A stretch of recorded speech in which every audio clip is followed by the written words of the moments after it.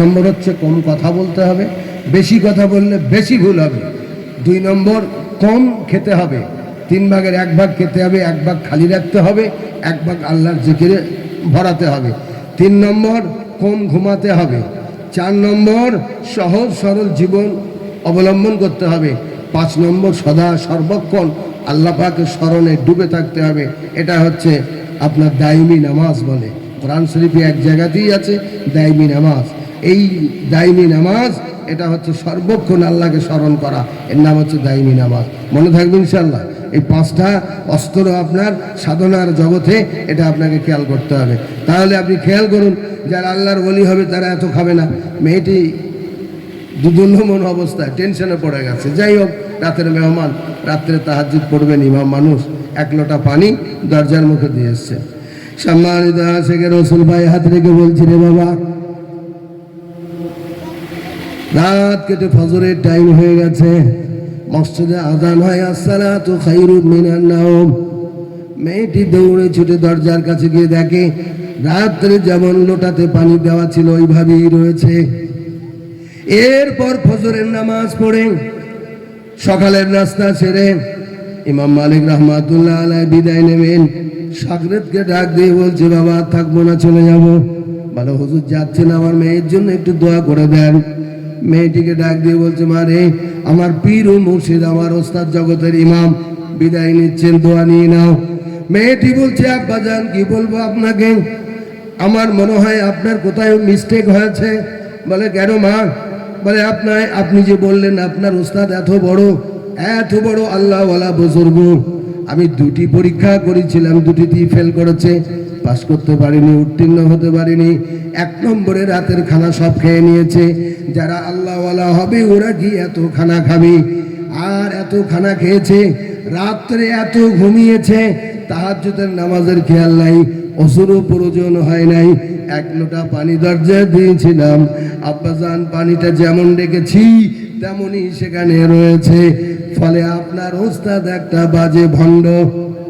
হযরত ইমাম মালিকের সামনে যখন কথা চলছে, উনি তখন মুচকে হেসে বললে, বাবারে, মেয়ে ঠিকই বলেছে, তবে শুনে নাও, গত রাত্রে তোমার বাড়িতে যে খানাটা খেয়েছি, এই খানাটা সম্পূর্ণ হালাল খানা।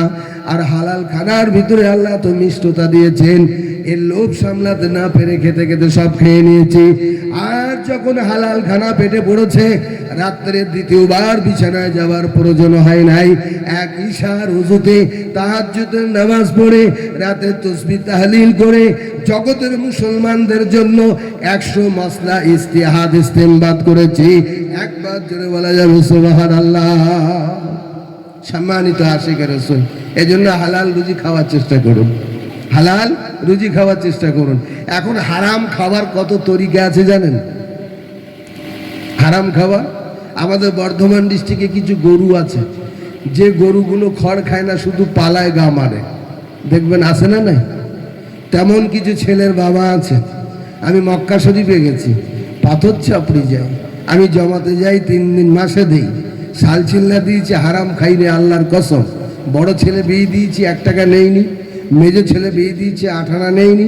আমি আমার ছোট ছেলেটা তোমার মেয়ের সাথে বিয়ে দেবো, 1 টাকা নেব না ভাই, আল্লাহর কসম। আমি পীরের বাড়ি যাই, আমি সব খেতে পারবো না। তবে হ্যাঁ, পাশের গ্রাম গয়েশপুর থেকে দেখতে এসেছিল, ওরা বলেছে 5 লাখ টাকা একটা পালসার গাড়ি। এ হারামখোর খড় খায় না, শুধু পালায় গা ঘষে। আছে না নেই? রাগ হচ্ছে। মসজিদে আপনি কবার নামাজ পড়েন? আচ্ছা, এই এত মানুষ এখানে বসে আছেন, আমরা ঈশার নামাজের পরে এখানে এসেছি। আচ্ছা, হাত তোলেন তো দেখি, কে কে ঈশার নামাজ পড়েছেন? মাশাআল্লাহ। বাকিগুলো পড়েনি। কিন্তু নামাজ না পড়া কত ভয়ঙ্কর একটা অপরাধ জানেন আপনি? বিশ্বনবী বলেছেন, যে নামাজে চুরি করে সে হচ্ছে পৃথিবীর নিকৃষ্টতম চোর। যে নামাজে চুরি করে সে পৃথিবীর নিকৃষ্টতম চোর। এবার আপনি কি বলবেন? আর নামাজি ব্যক্তির জন্য এত কঠিন আযাব গজবের ব্যাপার বলা হয়েছে। ওবাই ইবনে খালফ, ফিরাউন হামানের সাথে তার হাসর নাসর হবে। আমরা ছড়িয়ে ছিটিয়ে না বসে একটু মিলে মিলে বসি ভাই, একটু আমরা জমি বসি। যারা পিছনে আছে আগে আসি, আগে জায়গা খালি আছে, এই খালি জায়গাগুলো আমরা ভর্তি করি, পুর করি। খালি জায়গা রাখো, সামনে এসে বসি, সামনে বসে সামনে চলে আসি, পিছনে বসবো না। ভাই খেয়াল করুন, অ্যাক্টিভ হন, আমার দিকে তাকান, ভুলে যাবো আবার। তো যে কথা বলছিলাম, নামাজি ব্যক্তি কত মর্যাদা। আসসালাতু মিরাজুল মুমিনিন, মুমিন মুসলমানের নামাজি ব্যক্তির জন্য নামাজ হচ্ছে মেরাজ স্বরূপ। মেরাজ মানে নবীজির জন্য যেমন মেরাজ ঘটেছিল, উনি মেরাজে গিয়েছেন, আল্লাহর সঙ্গে অনেক কথা হয়েছে, 7 আসমান অতিক্রম করে সিদরাতুল মুনতাহা কাবা কাউসাইন অতিক্রম করে একদম আল্লাহর সান্নিধ্যে পর্দার এপারে গিয়ে তিনি উপস্থিত হলেন। অনেক ঘটনা, লম্বা চওড়া অনেক ঘটনা আছে মেরাজের ঘটনা। যদি বলি কয়েক ঘন্টার ব্যাপার। তো উনি যখন ওখানে গেলেন, তো আল্লাহ পাক বললেন, হে রাসূল আপনি আরশে আজিমে উঠুন। তখন উনি পায়ের জুতো খুলতে যাচ্ছেন, খুব ভালো করে শুনুন, পায়ের জুতো খুলতে যাচ্ছেন আমার নবী, আমরা কোন নবীর উম্মত চিন্তা করুন, পায়ের জুতো খুলতে যাচ্ছেন। তো বললেন, না আপনার পায়ের জুতো খোলা লাগবে না, আপনি আরশে আজিমে উঠুন। নবীজি বললেন, আপনি নবী মুসাকে তুর পাহাড়ে ডেকেছিলেন, উনি যখন তুর পাহাড়ে আপনার সঙ্গে কথা বলতে গিয়েছিলেন, আপনি বললেন ইন্নাকা বিল ওয়াদিল মুকাদ্দাসে তুহা ফাখলা'না আলাইহি, আপনি পায়ের জুতো খুলুন, পবিত্র স্থানে এসেছেন। আমি আপনার কাবায় উঠবো, এই আরশে আজিমে উঠবো, পায়ের জুতো খুলবো না? আমার নবী পাক বললেন, আমার আল্লাহ পাক বললেন জুতো খোলা লাগবে না। মুসার তুর পাহাড়ে জুতো খোলার কারণ ছিল যে মুসার পায়ে তুর পাহাড়ের ধুলো মাটি লেগে নবী মুসার জীবন ধন্য হবে, আর আপনার জুতো মোবারকের ধুলো আমার আরশে আজিমে পড়ে আমার আরশে আজিম ধন্য হবে। জোরে বলবেন না সুবহানাল্লাহ? সম্মানিত আশিকের রাসূল, বিশ্বনবী সেই মেরাজের রাত্রে গিয়ে নামাজ এনেছিলেন। উনি যখন আরশে আজিমে উঠলেন, আরশের ডান দিকে 312টা সিংহাসন। আমার দিকে দেখেন, আরশে আজিমের ডান দিকে 312টা সিংহাসন, আর বাম দিকে একটা সিংহাসন। আমার আল্লাহর কাছে জিজ্ঞেস করলেন, আল্লাহ এই 312টা সিংহাসন আর এদিকে একটা, ব্যাপারটা কি? আল্লাহ জানালেন, হে রসুল, আমার পৃথিবীতে 313 জন রসুল, নবী রসুল ছিলেন 313 জন। এই 313 জনের মধ্যে 312 জনের সিংহাসন জান্নাতের উপরে। আর সে ডান দিকে জান্নাত অবস্থিত, বাম দিকে জাহান্নাম অবস্থিত। আর জাহান্নামের উপরে যে সিংহাসনটা, ওটা আপনার জন্য। নবীর মনে কৌতূহল তৈরি হলো। আমার নবী পাক জিজ্ঞেস করলেন, আল্লাহ গো, একটা কথা বলতে পারি? আপনার অন্যান্য রসুলদের জন্য সিংহাসন জান্নাতের উপরে, আর আমার বাম দিকে কেন? আমার আল্লাহ বলেছিলেন, হে রসুল, আপনি এই জায়গা থেকে জাহান্নামের অবস্থান দেখবেন। আপনার কোন উম্মত জাহান্নামের আগুনে পুড়ছে, কাঁদছে, আপনি তা দেখে আমার কাছে সুপারিশ করবেন, আর আমি আপনার সুপারিশ গ্রহণ করে জাহান্নাম থেকে আপনার উম্মতগুলোকে বার করে দেবো। জোরে বলবেন না সুবহানাল্লাহ? মেরাজের রাত্রে গিয়ে উনি 50 ওয়াক্ত নামাজ পেয়েছিলেন। কুমি অনেক ঘটনা, 5 ওয়াক্ত নিয়ে এলেন। এই 5 ওয়াক্ত নামাজ আমাদের জন্য তোহফা, হাদিয়া। এর মধ্যেই মানুষের কামিয়াবি রয়েছে। সারা বিশ্বে মেহনত চলছে এটারই, অথচ আমরা মুসলমান টাটকা ঈদের নামাজ পড়লাম, পড়ার পরেও এখনো পর্যন্ত ঈশার নামাজ সবাই পাঠ করতে পারিনি, আদায় করতে পারিনি। ভয়ঙ্কর অপরাধ করেছি। বেনামাজির মুখের ঝুটা বলছে কুত্তার ঝুটা থেকেও না পাক। আর আপনি কি বলবেন? হযরত ওমর রাস্তা দিয়ে যাচ্ছেন, একটা বুড়ি মেয়ে ছেলে কাঁদছে। আল্লাহর নবী সাহাবী হযরত ওমর বললেন, মা গো, আপনি কাঁদছেন কেন? তো বললো, বাবা, আমি সংসারের জন্য একটু তেল নিয়ে যাচ্ছিলাম বাটিতে, আল্লাহু আ'লাম রাসূল, এই তেলের বাটিটা এখানে পড়ে যায়, আর জমিন এত রাক্ষস, পড়ার সাথে সাথে আমার তেলটা শুষে নিয়েছে। আমি এখন কাঁদছি, সংসারে আমার তেলের খুব প্রয়োজন। তো হযরত ওমর বললেন, মারে, তুমি সারা জন্ম কেঁদে মরে যাবে, জমিনের ক্ষমতা নাই তেল ফেরত দেবে? বলুন, তেল ফেরত দেবে? বুড়ি না ছোট বান্দি ছাড়ে না। আমি মরে যাব, তবু জায়গা ত্যাগ করবো না, জমিনকে তেল ফেরত দিতে হবে। আমার সোনা মানিকেরা, জান্নাতি মানুষেরা, পায়াত রেখে অনুরোধ করে বলছি, রে বাবা, হযরতে ওমর কাগজে একটা কিছু লিখলেন, আর বুড়িকে বললেন, মারে, তোমার পেয়ালা দিয়ে ওই জায়গাতেই কাগজটা চেপে ধরো, উল্টো করে চেপে ধরো, পেয়ালার তলায় দিয়ে চেপে ধরো। যখন চেপে ধরেছেন, আল্লাহ চাইলে সব হয়। ইন্নামা আমরুহু ইযা আরাদা শাইআন আইয়াকুলা লাহু লাহু কুন ফায়াকুন। আমার মাবুদ যখন যা খুশি তাই করতে পারেন, একটা শব্দ দিয়ে কুন হও ফায়াকুন হয়ে যায়।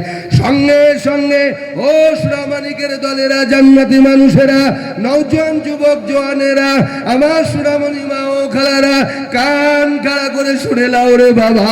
সঙ্গে সঙ্গে আল্লাহর অসীম কুদরত, জমিন যতটা পরিমাণে তেল নিয়েছিল শুষে সবটাই পেয়ালায় উগলে দিয়েছে। ও সুরামানিকের দলেরা, এরপর বুড়ির কৌতূহল তৈরি হলো। দীর্ঘ লং টাইম ধরে কান্নাকাটি করছি, জমিন তেলটা ফেরত দিল না। ওমর এমন কি লিখেছে যে জমিন তেল ফেরত দিয়েছে, কাগজটা খুলে দেখা গেল আল্লাহর নবী সাহাবী বিশ্ব মুসলিম জাহানের দ্বিতীয় খলিফা হযরতে ওমর কাগজে লিখেছে জমিনকে লক্ষ্য করে, হে জমিন, তুই যদি বুড়ির তেলটা ফেরত না দিবি, আমি ওমর বলছি এই জায়গাতে একটা বেনামাজিকে দাফন করে দেব। বেনামাজিকে কি করে দেবো? দাফন করে দেবো। বেনামাজি কত ভয়ঙ্কর জানছেন আপনি? মুসলমানের ছেলে। ফাজাইলে রমজানের ভিতরে লেখা রয়েছে, হযরত ইবনে আব্বাস বলছেন যে ইসলামের 3টি রুকুন কালেমা, শাহাদাত আর নামাজ আর রোজা, এটা যদি কোনো মুসলমান না করে তো সে কাফের। এমনকি কতলের যোগ্য। ফাজাইল খুলুন, রমজানের ফলকে লেখা রয়েছে। আপনার নামাজ নাই, রোজা নাই, কিছুই নেই। হ্যাঁ, ঈদুল ফিতরের নামাজ পড়েছেন? বিশ্ব নবী বলেছেন যখন রোজদাররা ঈদের নামাজ পড়তে যায়, ঈদুল ফিতরের নামাজ পড়ে যখন তারা ঘরে ফেরে, বেগুনাহ নিষ্পাপ মাসুম বাচ্চার মতো আল্লাহ তাদের ধুয়ে মুছে পরিষ্কার করে দেন। যেন বলুন সুবহানাল্লাহ। কিন্তু ওই কপাল পোড়া 4 জনের দোয়া আল্লাহর দরবারে কবুল হয় না ঈদের ময়দানে। তার মধ্যে 1 নম্বর হচ্ছে মদখোর। আপনাদের এলাকায় মদখোর আছে নাকি? মুসলমানের ছেলে আছে? আমাদের কুলেতে খুব আছে। আপনাদের এলাকায় আছে? সব এলাকাতে ঘুম ধরে গেছে। মদখোর, শুনে নাও বাপ, পায়ে হাত রেখে বলছি, ছেড়ে দাও যদি বাঁচতে চাও। জীবনে তোমার দোয়া কবুল হবে না। এর অনেক তাফসীর আছে, আমি বলছি না, খুব সামান্য সময়। 2 নম্বরে হচ্ছে মাতা পিতার অবাধ্য সন্তান। ওয়াকাদা রাব্বুকা আল্লা তা'বুদু ইল্লা ইয়াহু ওয়া বিল ওয়ালিদাইনি ইহসানা। আল্লাহ বলছেন 2টি নির্দেশ, 1 নম্বরে আমার ইবাদত করবি, 2 নম্বরে মা বাবার সাথে হুসনে সুলুক, সুন্দর আচরণ করবি। অনেক কথা আছে, সময় থাকলে বলবো। 2 নম্বর হচ্ছে মাতা পিতার অবাধ্য সন্তান, দোয়া চাইলে দোয়া কবুল হবে না। এরকম ছেলে যদি কপাল পড়া থাকে, পায়ে হাত রেখে অনুরোধ করে বলবো, রাতের অন্ধকারে মা আর বাবার কদম দুটো ধরে ক্ষমা চেয়ে নাও, নাহলে জান্নাতে যেতে পারবে না। ইন্নাল জান্নাতা ইনদা রাজলাহা। বিশ্ব নবী বলেছেন মায়ের কদমের নিচে জান্নাত, আর বাবা হবে সেই জান্নাতের দারোয়ান। অতএব জান্নাতের সুঘ্রাণ খুশবু নিতে গেলে এ দুটিকে তোমাকে সব সময় খুশি রাখতে হবে। আর মা বাবা পৃথিবীতে তোমার রহমতের ছাতা। কিসের ছাতা? রহমতের ছাতা। মানুষ ছাতা ব্যবহার করে রোদ্দুর ও বৃষ্টি থেকে বাঁচার জন্য। মা বাবা যতদিন দুনিয়ার জমিনে ছেলেদের মাঝে থাকবে, রহমতের ছাতা। এরা দোয়া করবে, ছেলে ড্যাং ড্যাং করে দুনিয়া গুজরান করবে। বিদেশে, বোম্বাই, কেরালায়, আরব আমির শাহিতে গিয়ে যদি ছেলে বিপদগ্রস্ত হয়, পৃথিবীর কেউ জানুক আর না জানুক, মায়ের কলিজা আগে বুঝতে পারে। জোরে বলুন সুবহানাল্লাহ, জোরে বলুন সুবহানাল্লাহ। সম্মানিত আশিকে রাসূল, আপনার জান্নাতে যাওয়া না যাওয়া সবটাই নির্ভর করছে আপনার মা বাবার রেজামন্দির উপরে। একটা উদাহরণ দেই। গ্রামের একটা ছেলে, বললেন, এই শুনুন, আমার দিকে তাকান, কষ্ট হচ্ছে না তোমার? গ্রামের একটা ছেলে, মা বাবা পরের বাড়িতে বাসন মেজে ছেলেটাকে মানুষ করেছে, সংসার চালিয়ে সামথিং যা বাড়তো ওর পিছনে ব্যয় করে এখন উচ্চশিক্ষা শিক্ষিত করেছে। ছেলে মাস্টার ডিগ্রি করে চাকরি পেয়ে গেছে। 5টা গ্রামে এক ডাকে ওকে চেনে। এত ভদ্র নম্র, আর প্রত্যেকের উপকারেও আছে। জমাতে যায়, পীরের বাড়ি যায়, জমাত এলে খাওয়ায়, পীরের বাড়ি গিয়ে তাকেও খাওয়ায়। নানান কাজ, সমাজসেবকমূলক কাজে তার খুব যশ মান সব আছে। মক্কায় গিয়ে হজ করে এসছে।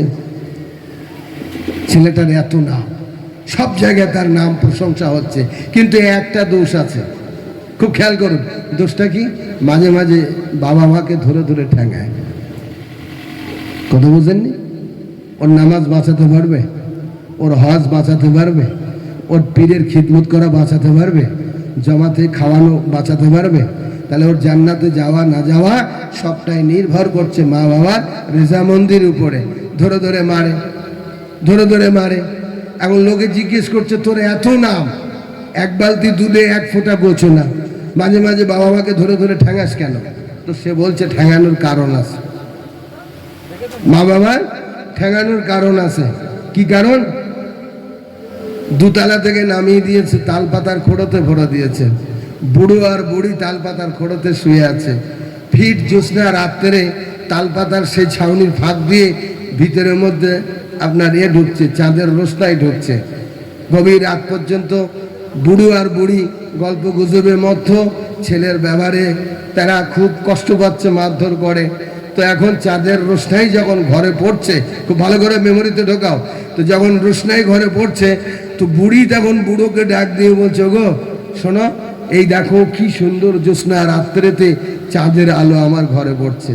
আর ছেলে চিন্তা ভাবনা নিয়েছে, 5টা গ্রামে একটাকে আমায় চেনে, সব জায়গায় আমার প্রশংসা, বাবা আমার প্রশংসা করে না, অতএব ওকে আর রাখবো না, ওকে মেরে ফেলবো, আজকে রাতেই ওকে হত্যা করে কবর লাট করে দেবো। এই নিয়ত নিয়ে একটা নাঙ্গা তালোয়ার নিয়ে বাপের সেই তালপাতার খোড়ো সেই ঘরের দরজায় অপেক্ষা করছে। আর বুড়ি তখন বলছে গভীর রাত, ওগো শোনো, চাঁদের আলোটা কেমন পড়ছে দেখো। তখন বুড়ি কথা শুনে বুড়ো তখন বলছে, হতভাগিনী, কপাল পোড়েন। আরে এই চাঁদের আলো দেখে তুই মুগ্ধ হয়ে যাচ্ছিস, আর আমার দয়ার মাবুদ আমার ঘরে যে চাঁদ দিয়েছে, 5 গ্রামের মানুষ একটাকে চেনে। এই আওয়াজ কিন্তু ছেলে কানে শুনছে। আওয়াজ শোনা মানিকেরা, জান্নাতি মানুষেরা, ছেলে শোনার সাথে সাথে সেন্সলেস, তত্তার করে কাঁপছে, হাত থেকে নাঙ্গা তালোয়ারটা পড়ে গেল, ছেলে বেহুশ হয়ে গেল। শব্দ হয়েছে, বাবা দরজাটা খুলেছে, দেখে ছেলে, কি ব্যাপার? সেবা শুশ্রূ করে যখন তার চেতনা জ্ঞান ফিরেছে, ছেলেও অমনি বাবার কদম দুটো জড়িয়ে ধরে লুটিয়ে পড়েছে। মাফ করে দাও বাপ, মাফ করে দাও, আজ কি সর্বনাশ হতো, আমি তোমাকে হত্যা করে ফেলতাম। বলে বাবা কেন? বলে সারা দেশের লোক আমার প্রশংসা করে, তুমি আমার প্রশংসা করো না, এটাই আমার মনের জ্বালা যন্ত্রণা। এই যন্ত্রণা মেটানোর জন্য সিদ্ধান্ত নিয়েছিলাম, আজকে তোমার দুনিয়া থেকে তোমাকে সরিয়ে দেব। সম্মানিত আশিকে রাসূল, বাপ চোখের পানি চেপে রাখতে পারে না, বেটাকে বুকে জড়িয়ে ধরে এগালেও গলে চুমু দিয়ে বলছে, খোকা রে, যখন আমি চায়ের দোকানে যাই, বাজার ঘাটে যাই, তোর প্রশংসা শুনি, আমার কলিজাটা 14 হাত হয়ে যায়। আর আমি যদি চায়ের দোকানে বসে আমার ছেলের প্রশংসা করি, লোকে আমাকে আহাম্মুক বলবে। এই জন্য আমি জীবনেও কখনো তোর প্রশংসা করি নাই। অন্যের মুখে তোর প্রশংসা শুনতে আমার কলিজা ঠান্ডা হয়ে যায়। একবার জোরে বলা যাবে সুবহানাল্লাহ। বিশ্ব নবী বলেছেন, রে যুবক, ঈদের দিনে 4 শ্রেণীর মানুষের দোয়া আল্লাহর দরবারে মঞ্জুর কবুল হয় না। তার মধ্যে 2 নম্বর কপাল পড়া হচ্ছে মা বাবার অবাধ্য সন্তান। ওরে যুবক, তোর পায়ে হাত থেকে অনুরোধ করে বলবো, রে বাবা, মা বাবার খিদমত কর, জান্নাত পাওয়া যাবে, আল্লাহ সন্তুষ্ট হয়ে যাবে। তখন তোর রোজা, নামাজ, হজ, যাকাত সব কিছু কাজে আসবে। আর তুই সব করবি, মা বাবার সঙ্গে দুর্ব্যবহার করবি, আল্লাহর কসম তুই জান্নাতে যেতে পারবি না। 3 নম্বরে হচ্ছে আত্মীয় সম্পর্ক বিনষ্টকারী। ভাইয়ের সঙ্গে বোনের সম্পর্ক থাকবে না, বোনের সঙ্গে ভাইয়ের সম্পর্ক থাকবে না, বাবার সাথে ছেলের সম্পর্ক থাকবে না। এই আত্মীয় সম্পর্ক যে ছিন্ন করে, সে হচ্ছে কি, তার দোয়া কবুল হবে না। 4 নম্বর, আমি তফসির করছি না, খুব শর্টে বলছি। 4 নম্বর হচ্ছে হিংসুকে লোক, যাদের মনে হিংসা আছে। এই হিংসার যদি তফসির করি অনেক সময় লাগবে, আমি পরে বলবো সময় থাকলে। হিংসুকে লোক, এই 4 শ্রেণীর মানুষ আমার আপনার মাঝে আছে না নেই? এই কথা বলেন, আছে? তাহলে ঈদের দিনে একটা সুবর্ণ সুযোগ রইল, এতেও আমরা হাতছাড়া করে ফেললাম। বিশ্বনবী খুতবা দেওয়ার জন্য মেম্বারে উঠছেন, 1ম ধাপে পা রাখলেন, বললেন আমিন। 2য় ধাপে পা রাখলেন, বললেন আমিন। 3য় ধাপে পা রাখলেন, বললেন আমিন। এরপর তিনি খুতবা শেষে নামলেন। সাহাবায়ে কেরামরা জিজ্ঞেস করলেন, হুজুর, আজকের যে আমল দেখলাম আমরা এর আগে কখনো দেখি নাই। বিশ্বনবী জিজ্ঞেস করলেন, কি আমল? না, এই যে আপনি আমিন আমিন বললেন, বলে জিবরাইল আমিন এসেছিলেন, উনি আমাকে বললেন, ইয়া রাসূলুল্লাহ, যাদের সামনে এরকম একটা রমজান মাস এলো, যাদের সামনে রমজান মাস এলো, আর রমজান মাসে তারা তাদের নিজেদের গুনাহকে ক্ষমা করাতে পারলো না, এই সমস্ত আহাম্মক ধ্বংস হয়ে যাক। জিব্রাইল আমিনের বদদুয়া যথেষ্ট ছিল, এটা আরো মজবুতির জন্য বিশ্বনবী মায়ার নবী মদিনার পয়গম্বর বললেন আমিন, আল্লাহ আপনি কবুল করুন। আপনি চিন্তা করেছেন কত বেরোজগার মুসলমানের ছেলে। এরপর তিনি বললেন দ্বিতীয় ধাপে যখন পা রেখেছি, জিব্রাইল বললেন ইয়া রাসূলুল্লাহ, যাদের সামনে আপনার নাম উচ্চারণ হলো ওরা আপনার সামনে দরুদ পড়লো না, এই সমস্ত মানুষ ধ্বংস হয়ে যাক। জিব্রাইল আমিনের বদদুয়া যথেষ্টই ছিল, কিন্তু নবীজি ওটাতে আরো ঠিক মানে মজবুতি করে দিলেন আমিন বলে। এই সমস্ত কপাল পোড়ারা দরুদ পড়তে কৃপণতা করে। অন্তত নবী মুহাম্মদ সাল্লাল্লাহু আলাইহি ওয়াসাল্লামের নাম শুনলে কমপক্ষে একবার সাল্লাল্লাহু আলাইহি ওয়াসাল্লাম পড়া ওয়াজিব। সম্মানিত আশিকে রাসূল, এরপর তৃতীয় ধাপের কথা যখন বললেন, নবীজি বললেন যাদের কাছে বৃদ্ধা মা আছে, বৃদ্ধ বাবা আছে, তাদের খিদমত করে সন্তান জান্নাতে যাওয়ার রাস্তা পরিষ্কার করতে পারলো না, এই সমস্ত কপাল পড়া ছেলেরা ধ্বংস হয়ে যাক। আল্লাহ রাসূল বললেন আমিন, আল্লাহ আপনি কবুল করুন। কত ঘৃণিত কাজ, কত ঘৃণিত কাজ।